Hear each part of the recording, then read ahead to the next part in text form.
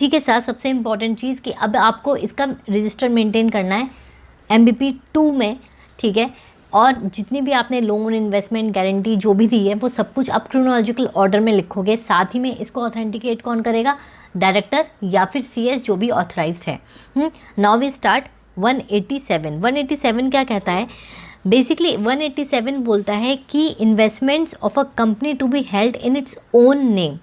देखो, हमारी जो कंपनी है वो सेपरेट लीगल एंटिटी है, राइट। उसको अपने ही नाम पर इन्वेस्टमेंट होल्ड करनी है कि ये फलाना इन्वेस्टमेंट। और हाँ, यहाँ पर इन्वेस्टमेंट सिर्फ और सिर्फ सिक्योरिटीज़ में इन्वेस्ट कर रहे हो वो नहीं है, उसमें असेट्स भी आ जाती हैं और चीज़ें भी आ जाती हैं। तो वो क्या करेगी कंपनी? एज़ पर लॉ अपने नाम पे करेगी। बट हाँ, इसके कुछ एक्सेप्शंस हैं। वो एक्सेप्शंस क्या हैं? जब कंपनी होल्ड कर रही है shares in the name of nominee, तो नॉमिनी के नाम पर भी शेयर्स होल्ड कर सकती है। कब? जब शेयर्स हेल्ड हो रहे हैं इन सब्सिडरी कंपनी। ठीक है, समझ में आ रहा है कॉन्सेप्ट?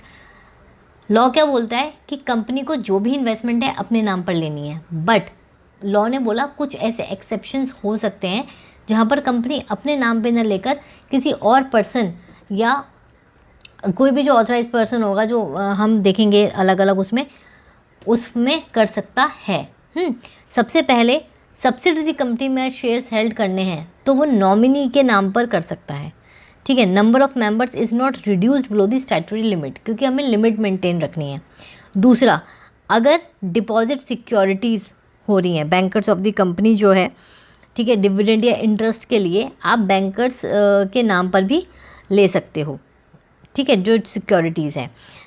फिर दूसरा इसी का, अगर ट्रांसफ़र करने हैं सिक्योरिटीज़, ठीक है, facilitate of transfer and such securities, तो आप शेड्यूल्ड बैंक और बैंकर जो हैं उनके नाम पर भी ये चीज़ हेल्ड कर सकते हो।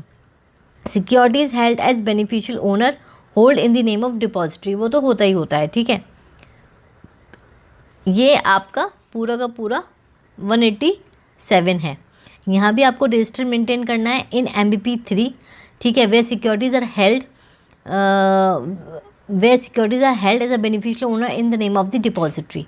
ठीक है, इंस्पेक्शन कौन करेगा? Member debenture holder without any charge during business hours. अगर आपने कुछ भी कॉन्ट्रावेंशन किया सेक्शन 187 का तो पेनल्टी लगेगी हर ऑफिसर पे 50,000 की। ठीक है, ये है आपका पूरा 187।